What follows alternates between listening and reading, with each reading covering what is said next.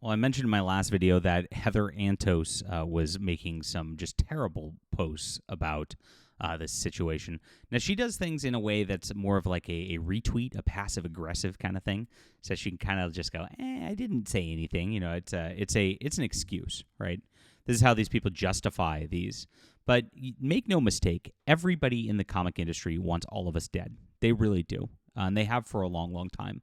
I dealt with it specifically with this person because I have been covering what's been going on in the comic industry and their woke nightmare nonsense that they've been pushing since about 2016. I've written for Bounding Into Comics. I've written for PJ Media, The Federalist, Milo Yiannopoulos. Of course, I was late in the game in starting a YouTube channel. My bad. Because I was like, I'm a writer. That's what, I was hoity-toity about it, and YouTube was a much better way to get information out. I do both now. This is Fandom Pulse, where I write my articles every single day. We have a lot, guys, between me and the other contributors. We have at least 5 to 10 articles a day. I can't cover them all on YouTube. Sign up here in the description below to Fandom Pulse. It's fandompulse.com, and make sure you don't miss any of your entertainment news. We do everything: books, video games, movies, TV, comics, tabletop games, etc. And this has been quite the day. I mentioned before that Charlie Kirk was a family friend, and it's just horrific what's going on. And watching these people's reactions on Blue Sky and just watching how heartless and evil they truly are has just been an awful, awful thing over the last 24 hours. I mean, none of these people have any sense that they should just be decent human beings, and they never have, right? And so that's why I cover this type of stuff, because they've put this in comics the whole way through. This woman right here took Valiant Comics and turned it into a woke nightmare after, it was a pretty decent thing for a long, long time. She then ditched there and went to my favorite Star Trek and started turning that into a woke nightmare. She has a Vulcan in it that lectures people on pronouns, they, them pronouns, right? I'm dead serious. It's ridiculous. And they push this type of agenda in everything because that's what they do. Now, she's been pushing very, very hard for transgender activism more than anything else. She actually contributed to an anthology called When I Was Young, which is actually a weird comic anthology about grooming children into transgender ideology. At IDW Publishing, she is the head of licensing as well. She doesn't just work on Star Trek. And with that, she hired a sex worker to work on My Little Pony, a little girl's property, which got the license yanked from them, by the way. And then she actually took the Monster High, which is another little girl's property, and, of course, started putting lesbianism into it to try to, of course, push people into that lifestyle. It's all about that with these people 100% of the time. And this is why they get so deranged and so crazy, because they don't even know what day it is, let alone what gender is what. I mean, they can't even process things. So you have this kind of crazy people in the comic book industry. Of course, they're going to be supporting attacks on Charlie Kirk and the like.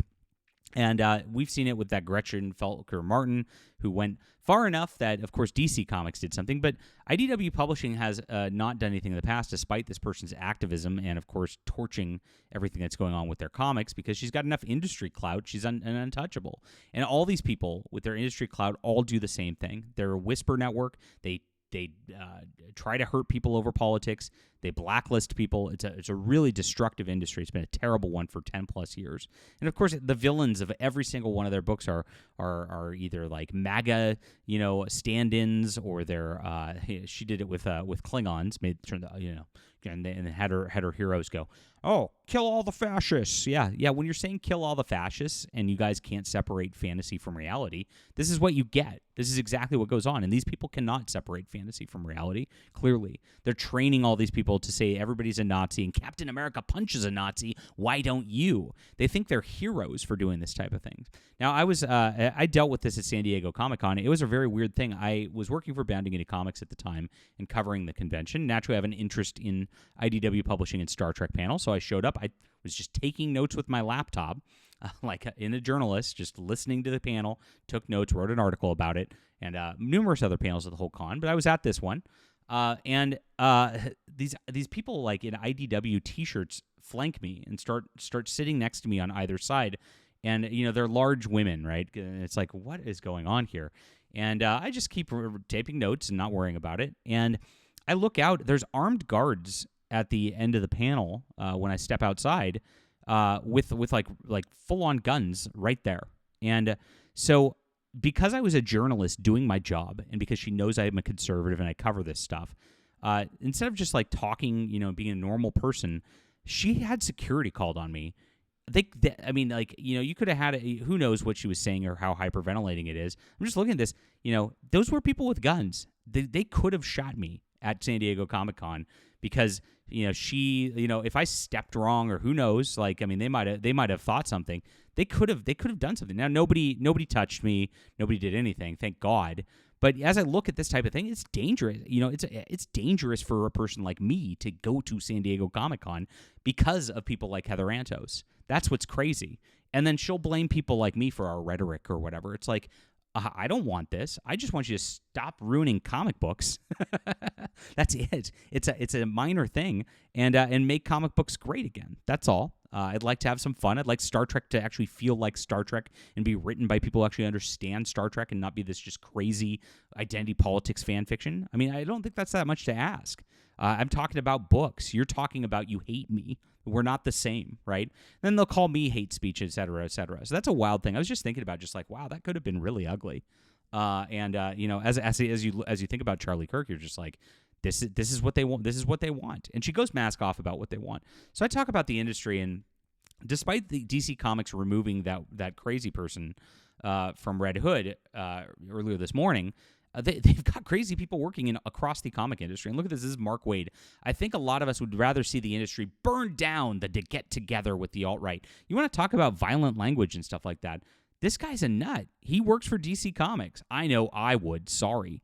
And look at this, calling people alt-right and stuff like that. This guy's afraid. And again, this comes down to it. Like, Heather Antos, like, can't share the industry with me. We can't disagree on comics and just, like, be friendly professionals together. No. She has to, like, call security on me and, like, have armed guards there who might do something. Like, it's dangerous for me to be there. But Mark Waid can't get together. He can't just sit and have a drink and be a normal person. He'll burn it down rather than allow me a seat at the table. I mean, what a nut job. Right? And so this is what the level of the comic industry is across the board. Like I said, I covered Gretchen Felker-Martin. We covered Alex DeCampi. All of these people are part of the same text groups. They're all part of the same thing. They promote each other. They axe anybody else out of the industry, all to preserve this incredibly divisive and angry politics within the industry. And that's what's going on right here.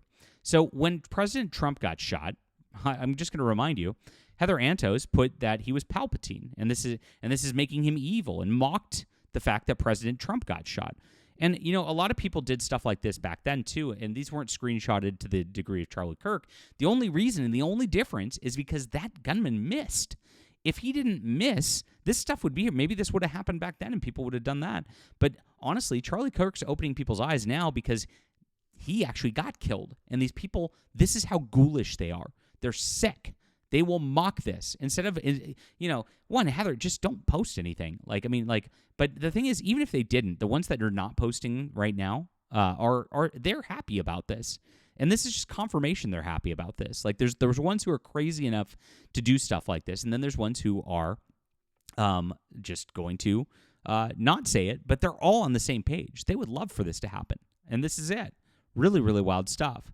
So now Heather Antos this morning goes crazy, and this is what she reposted on this, her comment on it. Look at this. The left isn't dancing on Charlie Kirk's grave. We're just pointing out that thanks to rhetoric like his, a lot of other graves exist. Wait a minute. Charlie Kirk talked and debated people, and you're going to say he was killing people? Well, yeah, you just posted that you think it was justified that somebody shot Charlie Kirk.